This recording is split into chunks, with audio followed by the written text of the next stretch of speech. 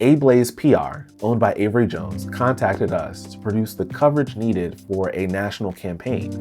This campaign was for AT&T and their Dream In Black foundation for rising future makers, providing scholarships to HBCU students in the creative space. So, we're creatives. Raising awareness for creatives, it was a perfect fit. The goal with this project was to outfit their shot list with the different pieces that they needed for a sizzle film that would be going into a nationwide push. So not only did we do that, but we also outfitted them with enough content for the next, we were told, 2 to 3 years of awareness material for their social media handles. Here's how we did it. As always, it starts with discovery. Phase 1 is brand discovery. This is where we usually facilitate a 2-day workshop, depending on the scope of the project with your brand.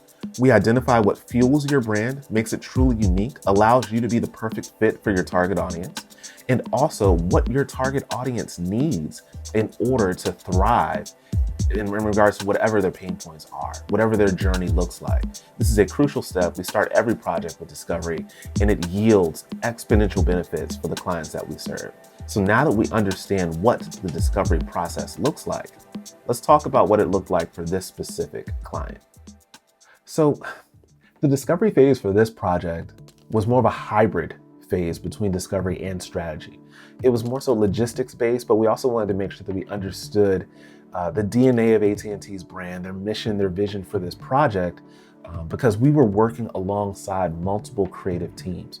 Around the nation, teams were bringing together footage for their respective locations, and all of this would be repurposed into a film. So there were certain continuity elements to this production that were required in order for it to be a success. So this is one of those projects where you have to put your ego to the side. We try to leave our egos at the door every day, but it was very intentional, very important that we definitely left our egos at the door with this one, because if our content stands out, if it doesn't look like anything else, then it's just going to hinder the project and not help it.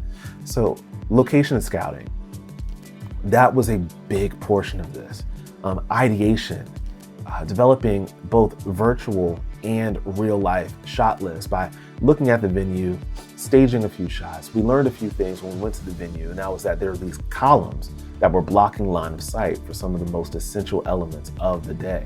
So, we had to figure out ways to work around that. But because we had a 2.5 hour window, we did not have much time for error, and that's why our team was imperative. So we worked through what we needed for the day to be successful. We determined what shots were essentially being captured, how we would go about capturing them, and we developed a plan to make that happen. That was our strategy. So let's hop over into the production side of this so we can talk to you about how our team worked coherently in harmony with each other to make this day successful. Okay, phase 3. This phase is optional, but often implemented by the clients that we serve. It's the production side. We call it brand execution.